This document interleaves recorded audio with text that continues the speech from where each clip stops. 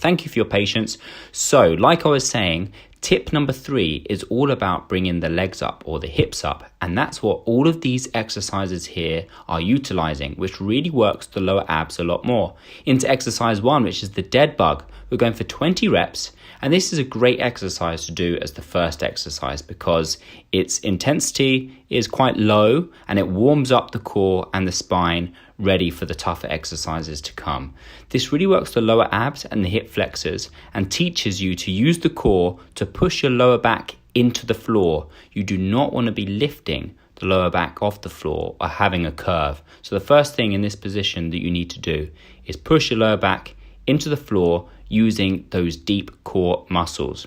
Straight into exercise 2 without any rest is this knee raise. Again, the focus on the lower back, pushing into the floor and just tapping the heels or the toes down onto the floor and lifting the knees up. In this one, you can keep your bum on the floor. You don't need to do a hip raise. If it's too easy, you can obviously do a straight leg raise. That's going to increase the intensity. If it's too hard, then you don't need to go down all the way to the floor. But we are working the lower abs in this exercise. We're moving on into exercise 3, which is a single leg reach, 10 reps each. With this one, we're using the upper body. So we are working the upper abs, of course. We're always working the upper abs. But by having the legs involved, those lower abs and hip flexors are doing lots of work as well.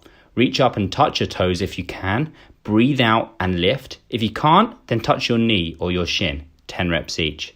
Go straight into the next exercise, which is the hip lifts. Now this is one of my favorites for the lower abs, lifting just your hips off the floor.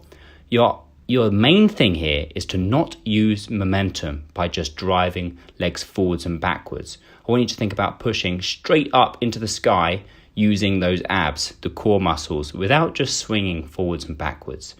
Breathe out and kick those feet up as high as you can. Move straight round into a mountain climber, 20 reps, 10 each knee, but you've probably done a mountain climber in a HIIT or a cardio workout. I want you now to slow it right down. Go nice and slow and be really precise about this knee drive. Try to keep your hips level with each other and drive the knee up as high as you can between your elbows. Squeeze and tense those lower abs as the knees come up high. Try to shorten the space between your knee and your body. Okay, that's it. That's it, guys. Hope you enjoyed that workout. Make sure you train hard, eat well, recover well. And if you want to train with me, then make sure you download the CrockFit app in the app stores worldwide now. Give it a go, and I'll see you in the next video. Bye-bye.